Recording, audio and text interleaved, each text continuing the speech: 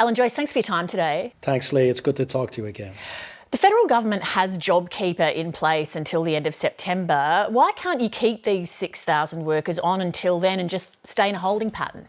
Well, we think, and we've been talking to our staff each week for the last few months, and one of the clear things that's coming out is people want certainty being brought to what's going to happen into the future. And we spent the last few weeks working about what demand's going to look like, what the airline's going to look like. And every airline in the world has done this. Some airlines have said they're going to have to cut their employees by 50%, 30%. And we feel a lot of these jobs, these 6,000 jobs, will not come back. The industry is going to be very radically different for some time.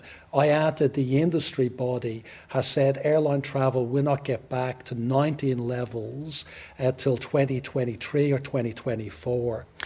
You said today that you think it'll be July 2021 before international flights resume. You mentioned another timeline there. Why is that July 2021 a date that you're looking to? What's the basis for that? So we are trying to work on what's the best planning assumptions that we have. And we do believe on the research that we've done domestically, we are very optimistic that we could get to around 70% of our operations during the next financial year. And in the financial year 2022, back to 100%.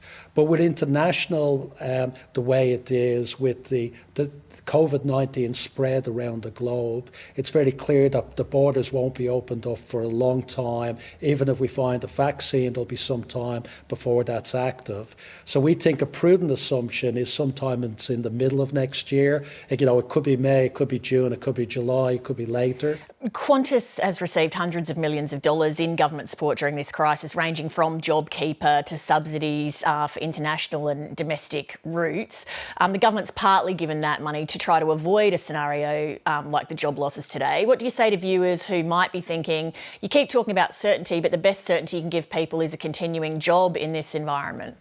But I think everybody would agree if the jobs are not really there, that the market has shrunk, air transportation has shrunk, every airline in the world is shrinking. Qantas is not shrinking by as much as them. We're reducing our size by 20%.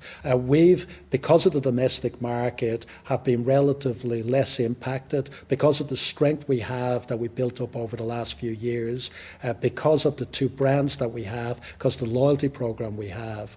So our job losses are a lot less. But I think the government aid that we have gotten, just to be clear on it, the vast majority of that has been JobKeeper, over 400 million, which has been passed on to our employees. That's not kept by the company.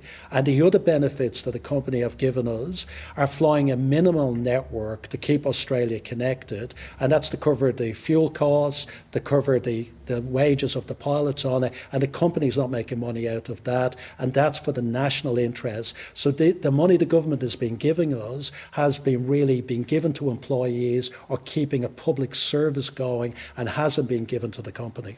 Alan Joyce, thanks for your time. Thanks, Leigh. Hi, I'm Leigh Sales. Thanks for watching this story. If you'd like to watch more of 730's stories, they are on the left of your screen.